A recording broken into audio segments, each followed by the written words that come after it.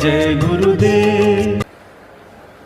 श्रीमद् करुणा सागर महाराज की जय। श्री कैवल धाम की जय। श्री अविचलदास जी महाराज की जय।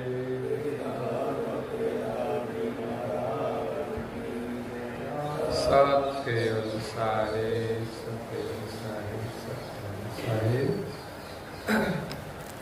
परम गुरु श्रीमद् करुणा सागर महाराज श्री रचित पंचम श्वसम वेद यानी पंचम सूक्ष्म वेद स्कंद है पहला। दिव्य परम गुरु जी का आगमन और कैवल कर्ता की गुप्त गति का वर्णन। चौपाई नंबर है 24। अब जिनु चाहे हो मोक्ष जन, तेहु तन मन मम देव जेहु परम पद निज घर, जाहि वसे कैवल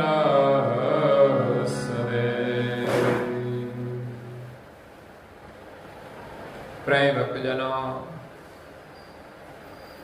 ज्ञान संप्रदाय के अध्यस्थापक अनंत ब्रह्मांडाधीश केवल कर्ता के परम विशेष अंश सकृत सिद्धांत का प्रतिपादन करने वाले पंचम श्वसम वेद के रचयिता, अनंत अंशों के तारणहार, कैवल धर्म धुरंधर, नव बुद्धि के सागर, महान समर्थ परम श्रेष्ठ परम विभूतिवान, परम दयालु परम कृपा निधि, सर्वज्ञ दिव्य परम गुरु श्रीमद् करुणा सागर जी महाराज जगत के जिज्ञासु और मुमुक्षु अंशों को ज्ञान का उपदेश देते हुए स्वरचित पंचम श्वसम वेद के प्रथम स्कंद में दिव्य परम गुरु जी का आने का उद्देश्य क्या है उनका वर्णन करते हैं कि संसार में जगत के जीव सर्जनहार को भूलकर कई प्रकार की भ्रमणा में भटकते हैं। संसार में अनेक ईश्वरवाद है। सच्चे सर्जनहार की पहचान कराने के लिए और भारत भर के भ्रम को दूर करने के लिए परम गुरु जी यहाँ दिव्य देह धारण करके सर्जनहार की पहचान कराते हैं, उनका गुणगान करते हैं। अब जिनु चाहे हो मोक्ष जन, अब संसार में कोई भी मनुष्य को, कोई भी जीव को मोक्ष पाने की चाहना हो, तेहु तन मन मम दे। आगे भी यही बात की कि जो मुझे अपना तन मन अर्पण करेंगे उनको मैं सर्जनहार की गति की पहचान कराऊंगा, सर्जनहार की जो गति है वो प्रदान करूंगा। जो अपना तन मन परम गुरु जी कहते हैं कि मेरे चरण में अर्पण करें, उनको मोक्ष की प्राप्ति होगी। मनुष्य मात्र मोक्ष के अधिकारी है, लेकिन सभी को मोक्ष मिलता नहीं। कहा जाता है कि मनुष्य देह मोक्ष का दरवाजा है, तो फिर मनुष्य जन्म इतना महान है तो सबको मोक्ष क्यों नहीं मिलता? बुद्ध ने किसी से प्रश्न किया था कि सभी को मोक्ष क्यों नहीं मिलता? तब बुद्ध ने कहा, यही कि उसके हृदय में मोक्ष की चाहना होनी चाहिए। अगर चाहना नहीं होती तो कोई महान पुरुष, दिव्य पुरुष लाख चाहे प्रयत्न करे तो भी उनको मोक्ष नहीं दे सकता। अगर उनकी चाहना है मोक्ष की तो दुनिया में उसको कोई रोक नहीं सकता।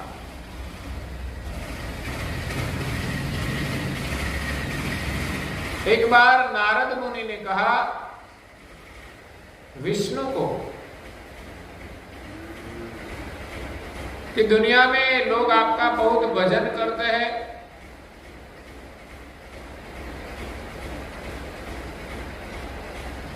फिर भी दुखी क्यों है?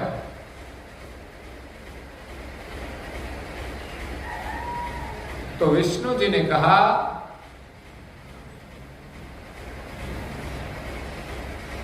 आप मृत्युलोक में जाकर पूछो कि आपको क्या चाहिए।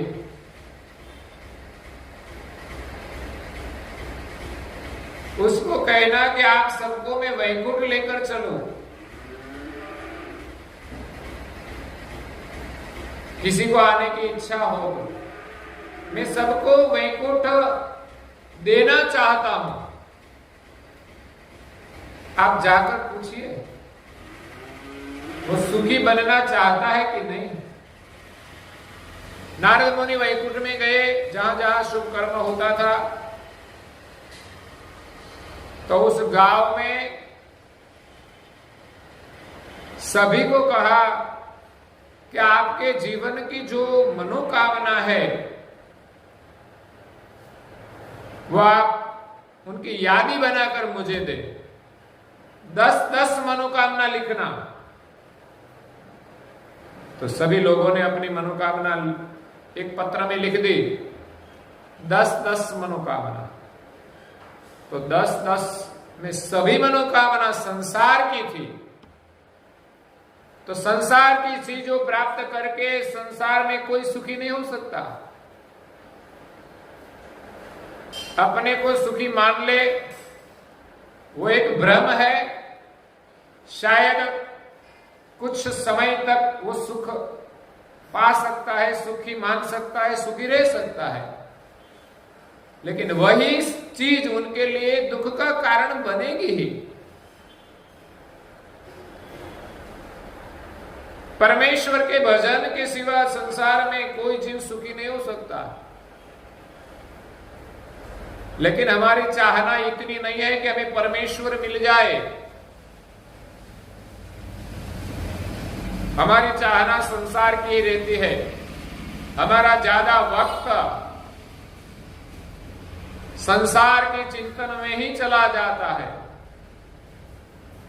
जितना जरूरी है उतना तो ठीक है, लेकिन बिना जरूरी हम बैठे हैं तो कैसी बात करते हैं? क्या भगवान का भजन करते हैं? नहीं, कोई न कोई संसार की बातों में मन लगाते रहते हैं।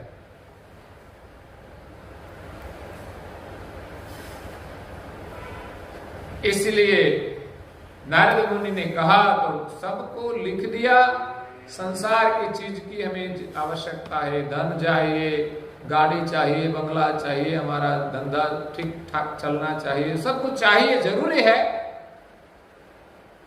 लेकिन 10 इच्छा में से एक इच्छा भी उस किसी ने नहीं लिखी कि हमें परमात्मा की प्राप्ति चाहिए।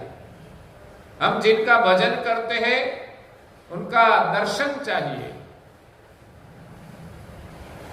तो समस्या यही है कि सुख प्राप्त करने की चाहना होनी चाहिए।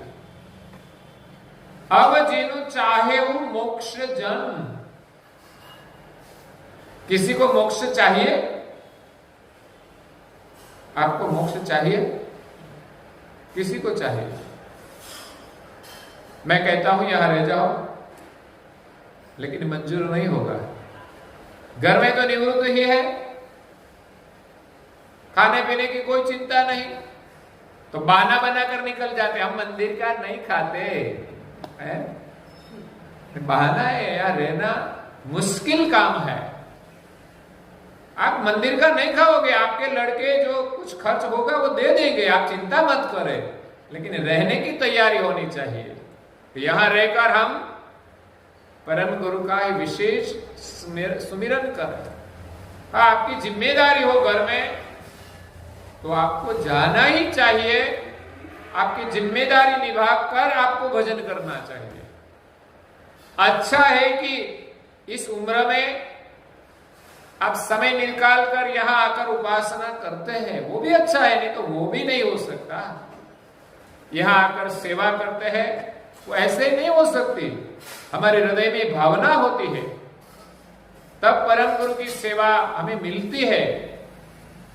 सेवा मिलना एक बात है, सेवा करना दूसरी बात है। भाग्य में नहीं होता तो सेवा मिलती ही नहीं। सेवा मिले लेकिन हमारे भाग्य में नहीं होता तो हम सेवा नहीं कर सकते। दोनों योग होना चाहिए। कभी किसी की इच्छा हो लेकिन सेवा मिल नहीं सकती, और कई लोग ऐसे हैं सेवा मिलती है लेकिन कर नहीं सकते, क्योंकि घर में काम बहुत रहता है।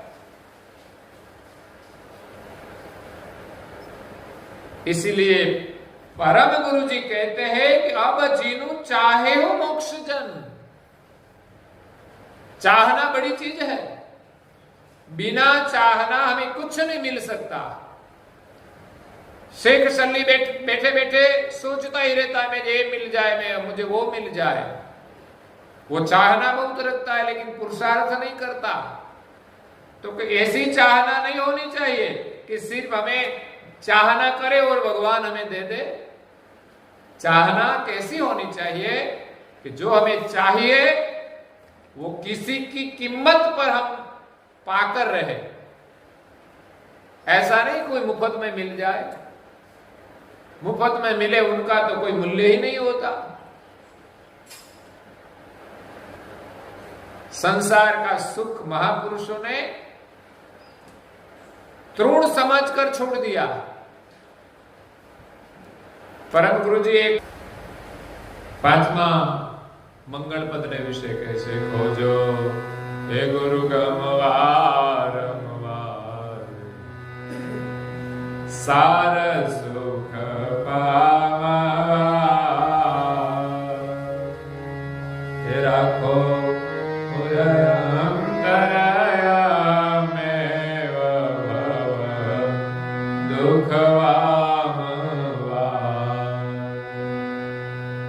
भव दुख को दूर करने के लिए अंतर में अहम में होना चाहिए।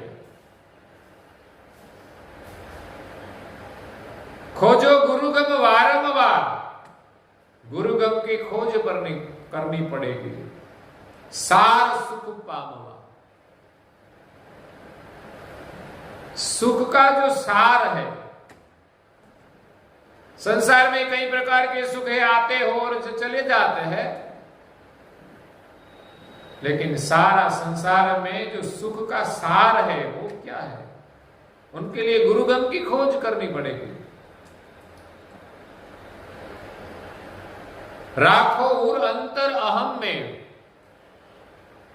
और उनके लिए अहम में उदाहरण करना पड़ता है। भव दुख वामवा, संसार के सभी दुखों से मोक्ष की प्राप्ति करने के लिए हमारे में अहम में होना चाहिए। परम गुरु जो हमें आदेश करे, आज्ञा करे, उसमें श्रद्धा होनी चाहिए, उसका पालन करने की दृढ़ता होनी चाहिए। संसार में कितनी चीज मिल जाए,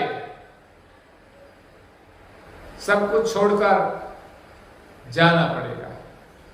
छोड़ते वक्त दुख होगा ही, और अंत में मृत्यु आएगी, वो सबसे बड़ा दुख है। इस दुख को हमें मिटाना है। शायद भौतिक सुविधा करके हमें कुछ दुख तो दूर कर दिया कि हमें कोई तकलीफ नहीं होगी, लेकिन बीपी बढ़ेगा तो क्या करेगा? ऐसे कितनी समस्याएं होती है। और जब ये शरीर छोड़ना पड़ेगा तब तो कितनी वेदना होगी, वो तो समय आने पर पता चलेगा। इसलिए भव दुख वामवा राख उर अंतर अहमेव भव दुख वामवा। आगे कहते हैं शिख सहस्त्र जनामनि होय हरिते मागति तेने प्रगट ग्रह वैराग आवे शुद्ध गुरु गति जने अजपद ने कैलास एवास मन नवचके सुख चौदे लोकनु जय तुणावत करे लखे जेने अजपद ने कैलास वास मन नव छके। ब्रह्मा कि ब्रह्मपुरी का सुख या तो महादेव की कैलाशपुरी का सुख या तो वैकुंठ का सुख की भी जिनको चाहना नहीं है, शायद देवता ही प्रसन्न होकर इस सुख दे दे, फिर भी उनका मन चकित नहीं होता। लेकिन यहां तो छोटे छोटे चीजों में भी हमारा मन चकित हो जाता है, हम उसके पीछे दौड़ते रहते हैं। लेकिन सच्चे जो चाहक होते हैं, जिज्ञासु होते हैं, मोक्ष की चाहना होती है, वो मोक्ष के अलावा 14 लोक का सुख मिले, सुख 14 लोक का जो तृणावंत करी लखे, उनको तृण समान समझकर उन पर दृष्टि भी नहीं करते। वो चाहना कैसी होती है? नाम तो सुना होगा, 2 भक्त हुए, पति और पत्नी थे, लेकिन दोनों आत्मीय भावना से रहते थे। देह दृष्टि को त्याग कर चैतन्य भाव से देखते हैं कि दोनों में जो चैतन्य है, न स्त्री है न पुरुष है, तो आकर्षण मिट गया और दोनों साथ में मिलकर हरि का सुमिरन करते हैं। जंगल में जाते हैं, लकड़ियां काटते हैं, लाकर बेचते हैं, जीवन गुजारा करते हैं। कभी जरूर से ज्यादा संग्रह नहीं करते थे।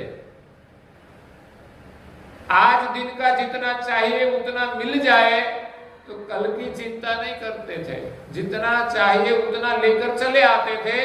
बाकी का समय प्रभु के सुमिरन में और प्रभु के भरोसे रहते थे। सोचिए वो भावना क्या है, प्रभु का भरोसा कैसा, कल की चिंता नहीं, आज का हो गया बस, और समय हमारा और कहीं नहीं हम गवाएंगे हरि के सुमिरन में। जो काम करे वो भी हरि के सुमिरन में। संसार के सुख की कोई चाहना नहीं है। अगर संसार सुख की कोई चाहना आई तो मोक्ष की चाहना नहीं रहेगी। हमारा मन यही कहीं रहना नहीं चाहिए। घर जाना ही है, लेकिन ये सब कुछ छोड़कर हम नहीं जाएंगे। तो रंका और वंका दोनों एक दिन जंगल के रास्ते पे जाते थे, तो पुरुष आगे था और स्त्री पीछे थी। ये हमारी परंपरा है, पति और पत्नी है, पुरुष आगे चलता है, पत्नी पीछे चलती। लेकिन आज समय थोड़ा बदल गया है, दोनों साथ में चलते हैं। तब तक तो अच्छा ही है, लेकिन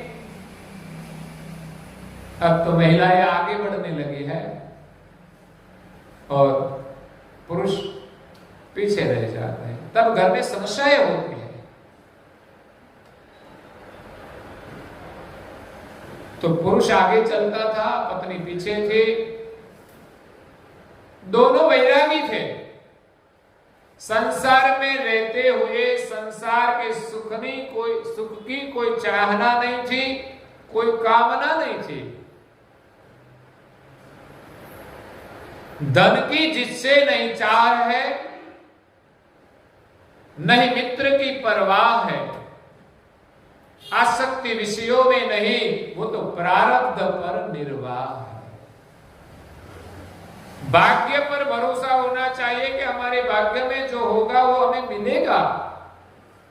उनकी चाहना रखकर हम ज्यादा दुखी होते हैं। भगवान का भजन करना है तो उतनी चाहना नहीं होनी चाहिए कि हम भगवान का भजन ही भूल जाए। हमारी चाहना मोक्ष की है, नहीं कि धन की। लेकिन धन के लिए हम पुरुषार्थ करें तो हमारे भाग्य के अनुसार मिलेगा। दूसरों को देखकर हम न जिए, नहीं तो हम कभी भी सुखी नहीं होंगे। इंद्र के पास इतना वैभव है लेकिन फिर भी वो सुखी नहीं है।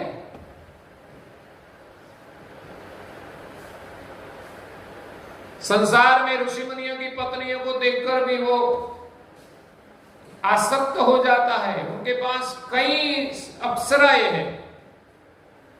ये संसार सुख की हालत है, कितना भी मिल जाए लेकिन संतोष नहीं होगा, क्योंकि इसमें सुख है ही नहीं। सोच समझकर हमारा मन इसमें से उठाकर हम प्रभु के सुमरन में लगाए, सत्कर्म में लगाए। रंका और बंका दोनों वैरागी थे। पुरुष आगे जाता था, घर की परिस्थिति बहुत दुखद थी। कभी खाना मिलता था, कभी उपवास भी कर लेते थे अगर काम न मिला तो, क्योंकि उनके पास इतना संग्रह ही नहीं था कि आज शायद हम काम न करें तो चिंता नहीं है।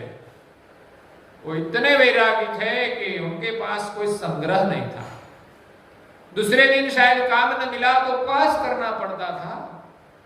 ऐसी परिस्थिति में चले जाते थे। किसी भक्त ने शिकायत की परमेश्वर को कि हे परमेश्वर, ये दोनों भक्त कितना अकिंचन है, वैरागी है, आपका ही सुमिरन करता है, फिर भी उनके घर में खाने के लिए रोटी नहीं होती, तो आप उन पर कृपा करें कि उनको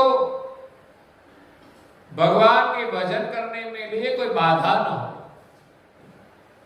उनके घर में इतना धन पर्याप्त मिल जाए कि वो अपना भजन ही करे। लेकिन शायद कोई धन की इस प्रकार की चाहना करे कि हमें इतना धन मिल जाए कि हमें कोई पुरुषार्थ ही न करना पड़े और हम भजन करें। संभव नहीं है। धन आते ही हमारा मन धन में लग जाता है और हम ज्यादा धन मिले, और भगवान का भजन नहीं होता, धन का चिंतन होता है। इसीलिए भगवान के भजन के लिए हम चाहना मत करें, हम भजन करने का अभ्यास करें। उनको जो देना है वो देगा, इतना भरोसा होना चाहिए, और जितना देता है उसमें संतोष होना चाहिए। तो पुरुष आगे जाता था, राका, तो एक भक्त की प्रार्थना सुनकर उनके इष्ट देव ने रास्ते में एक सोना मोहर की थैली रख दी, जो थैली पारदर्शी थी, जिसमें से दिखाई दे कि इसमें कुछ कीमती सामान है। तो आगे जो पुरुष चलता था वो इधर उधर कहीं नहीं देखता था, सिर्फ नीचे की तरफ देखकर चलता था और प्रभु का सुमिरन करता था। प्रभु का सुमिरन करते थे, उसकी नजर में थैली आई ही नहीं। देखो, यही प्रभु का सुमिरन होता है कि हमारी नजर में भी ना आए, हमारे सामने से कुछ चला जाए, लेकिन हम तो सब कुछ ध्यान रख के चलते हैं, कौन आया कौन गया, और इनसे ज्यादा उनकी चर्चा में भी पड़ जाता है, तब हमारा सुमिरन रहता नहीं। पुरुष को पता नहीं चला कि गहने की, सोने मोहर की जो थैली थी, इसमें सोना महल दिखाई देती थी। आज हम रास्ते में चले जाए और 500 की नोट देखे तो लिए बिना रहेगा। देखिए, कभी कभी तो लोग किसी का पैसा लेकर वापस करने में भी नहीं समझते, ऐसे लोग भी है। और कई लोग ऐसे भी है कि किसी का एक पैसा अपने जीवन में लेते नहीं, अगर लिया हो तो फिर वापस कर देते हैं। तो यहां थैली नजर में नहीं आई क्योंकि वो भगवान के सुमिरन में मस्त थे, लेकिन वो थैली की अपने पैर से ठोकर लगी, तब जरा ध्यान से विचलित हुआ कि ये क्या हुआ। आवाज आई, देखा तो सोने मोहर की थैली थी। तो ऐसे ही देख लिया तो वो तो वैरागी थे, उसका मन उसमें आसक्त नहीं हुआ लेने के लिए कि हम ये ले ले तो कुछ काम नहीं करना पड़ेगा।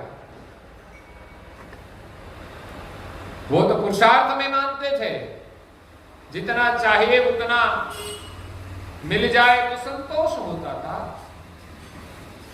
लेकिन ऐसा सोचा कि गहने की थैली है,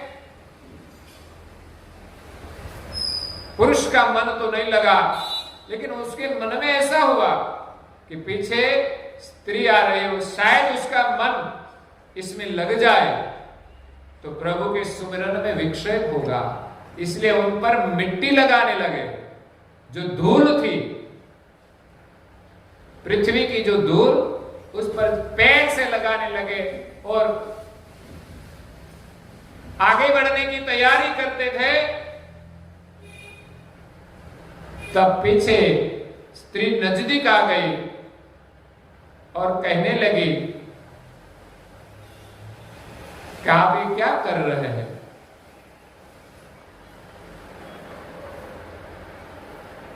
धूल पर धूल क्यों लगा रहे हैं? मिट्टी पर मिट्टी क्यों ऐसे कर रहे हैं? तब पुरुष को पता चला कि मैंने तो उसको गहने के रूप में देखा, लेकिन पत्नी तो गहनों को भी धूल ही मानती है। इतना बैराग। प्रभु स्मरण की चाहना कैसी होती है, तब प्रभु की प्राप्ति होती है। एक क्षण के लिए भी हम प्रभु को न भूले तो शायद हमें इस जन्म में ही प्रभु की प्राप्ति होती है और हमारे सभी दुख भी दूर हो जाते हैं। जब हम संसार की चाहना करते हैं तब दुख का बीज बोते हैं, क्योंकि संसार की चाहना ही हमारे लिए दुख होता है। जब हम किसी भी पदार्थ की चाहना करें, भौतिक सुख की चाहना करें, तब हमारे मन में एक चिंता रहती है कि हम कब मिले। उसकी कोई गारंटी तो नहीं, हम चाहे तो तुरंत ही मिल जाए। संसार का सुख का भी कोई समय होता है, पुरुषार्थ करने के बाद भी तुरंत ही नहीं मिल जाता। तो चाहना करते ही हमें दुख होता है, तो मिल जाने के बाद हम सुखी नहीं हो सकते। हाँ, थोड़ा समय के लिए हमें आनंद होता है, मिला इसलिए, लेकिन संसार की सभी चीज हमारे लिए चिंताजनक है। मिलने के बाद भी कई चिंताएं होती है, उसका ख्याल रखना पड़ता है कि हमसे चली न जाए, और ज्यादा हम भुगतान करने की आसक्ति रखे तो भी वो दुख रूप है। हाँ, संसार की सभी चीज अच्छी है, परमात्मा ने जो बनाई है वो अच्छी है, उनकी हम चाहना रखते हैं तो दुख है। सहज रूप से हमें मिले और सहज रूप हम उसका उपयोग करें, और हमें नहीं चाहिए तो हम और किसी जो जरूरियातमंद है उनको जो हम दे दे तो हम शायद सुखी रहे। इसलिए संसार सुख की हम चाहना करते हैं तो तुरंत नहीं मिलता, लेकिन शायद प्रभु की चाहना हम करें तो वो हमें जरूर मिलता ही है। जिनको चाहना है मोक्ष की, तो मोक्ष किसको कहे? तो परम गुरु जी कहते हैं कि भेजे वो परम पद निज घर। जिनको मोक्ष की चाहना है उनको मैं परम पद, जो परम धाम है, निज घर, इस संसार में जो सभी अंश आए हैं वो कहां से आए हैं? सृष्टि पहले नहीं थी तब वो कहां थे? अगर सृष्टि का सृजन हुआ तब वो पहले कहां थे? कहां से वो संसार में आए और अपने को भूल गए और संसार में फंस गए और संसार में दुखी दुखी हो गए? तो वो परम पद है जिस घर से हम आए हैं, निज घर, अपना जो निज घर है। संसार में हमारा घर नहीं है। अगर नहीं तुम्हारू हे मेहमान छो प्रभु ना, करशो न मारू मारू पल मधो जवानो, अगर नहीं तुम्हारू। ये शरीर भी हमारा नहीं है, ये भी एक घर है अंश का, और हम जो मकान बनाकर रहते हैं शरीर के साथ, वो भी घर हमारा नहीं है, सिर्फ रहने के लिए है, लेकिन हम यहां सदैव नहीं रह सकते, वो हमारा नहीं है। ये चैतन्य शरीर में जो है वो हम है, उनका जो निज घर है वो भूल गए हैं। इस घर का रास्ता बताने के लिए और वहां तक पहुंचाने के लिए निज घर से परम विशेष अंश परम गुरु जो अपने से बड़े हैं, वो भी सृजनहार के अंश है लेकिन वो बड़े हैं, जिनको निज घर की पहचान है। हम उनके छोटे भाई हैं, हम निज घर को भूल गए हैं, भटक गए हैं, दुखी हो गए हैं। इसलिए अपने सृजनहार जो है, अपने पिता है, उसने अपने सानिध्य से अपने परम विशेष अंश को, सभी अंशों को दुख से मुक्त कराने के लिए इस विश्व में भेजे है। जहीं वसे कैवल सदे, सृष्टि के सृजनहार जिनके हम अंश है, वो सृजनहार सदे जहां विराजमान है, वहां भेजकर परम गुरु जी सभी अंशों को मोक्ष प्रदान करते हैं। लेकिन सिर्फ एक शर्त है कि हमारा जो तन और मन है, उनका जो मोह है, हमारी जो इच्छाएं है संसार सुख की, वो सब सिमट कर एक ही इच्छा रखे कि हमें कुछ नहीं चाहिए, हमें सिर्फ ही सिर्फ मोक्ष चाहिए, हमें परम पद की प्राप्ति चाहिए। बाद में कोई इच्छा ही नहीं रहेगी, कोई दुख ही नहीं रहेगा, सिर्फ ही सिर्फ सुख ही मिलेगा। संसार में सुख तो मिलता है लेकिन टिकता नहीं। एक सुख है लेकिन एक दूसरे दुख से हम दुखी है। सभी प्रकार के सुख से कोई सुखी नहीं है। सभी प्रकार की सुख सुविधा संपन्न हो फिर भी कोई न कोई दुख तो रहता ही है।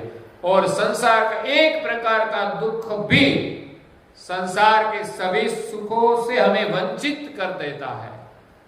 संसार के सुख में इतनी ताकत नहीं है कि संसार के एक दुख को भी वो पचा सके। और जिनको परम पद का सुख मिल जाए वो सुख ऐसा है कि एक ही सुख संसार के कई प्रकार के दुख को भी मुक्त हो जाता है, वो पचा सकता है। किसी प्रकार का भी दुख उनको दुखी नहीं कर सकता। वही सच्चा सुख है। तो कैवल कर्ता सर्जनहार जहां सदैव विराजमान है, दिव्य देह से विराजमान है, उनका भी कोई स्वरूप है। परम गुरु जी ने उसका वर्णन किया है, वो हम कल सुनेंगे आगे। और आज के प्रवचन को यहां विराम देते हैं। श्रीमद् करुणा सागर जी महाराज की कैवल धाम की श्री अभी